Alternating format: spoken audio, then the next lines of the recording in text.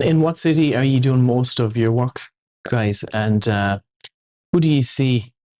Who are the buyers at the moment? Yeah, I'd say we specialize Vancouver. You know, like that's where I spend the most of my time, like downtown, West Side, South Vancouver. I live in Kitsilano, so I do quite a bit of stuff. Kitsilano, Fairview, Mount Pleasant. But I mean, we'll go over to the North Shore. We're kind of we are kind of Greater Vancouver. I mean, if it's a situation, how do I put this? If it's a situation that we feel confident in, then there's nothing we can't really tackle. So every year this year we had a client we've done quite a few transactions with, and we've worked with for many years. So we helped them out with some stuff in Langley.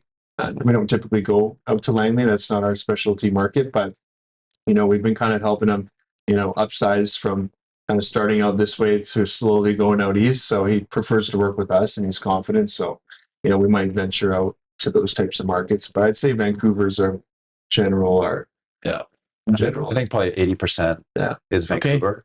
Okay. Yeah. Obviously, we like the west side, but I live in East Van, so I also don't mind East Vancouver. Yeah. Depending on the pocket. Yeah. To answer your question, you're talking about like what types of people are we running into, right? Like yes. So I'd say it's a blend, like, I mean, you got buyers and sellers. If you're talking about buyers, for example, like, we're doing last couple have been like first time home buyers. So people that have been working, early 30s, either a couple or single, family, maybe helping out a tad, or just this recent client we had, they both have good jobs, high paying jobs. They're able to afford, something quite nice, 2-bedroom or, a 1-bedroom den, no problem. So I'd say it is a blend though. If you factor in the selling, obviously those are different types of people, downsizers or, couples that recently got divorced, etc. But in terms of buyers, I'd say younger couples, people that are making their own, their first purchase. That's kind of what I've been running into lately, but I'm not sure what you run. I think so, yeah. Like kind of like what you touched on. We're thinking about, a couple. I kind of call them the power couple.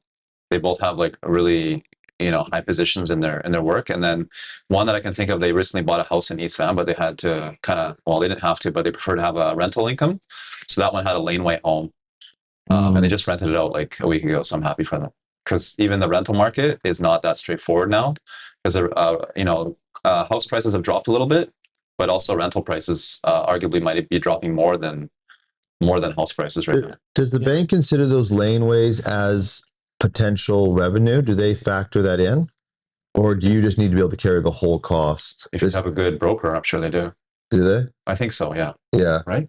Yeah, I think they should, yeah. They should, yeah. It's additional. Because I used to have a suite when I had my first property in Kamloops, and they didn't count it.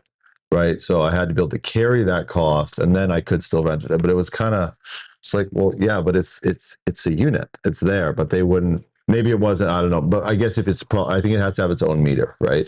Is a setup.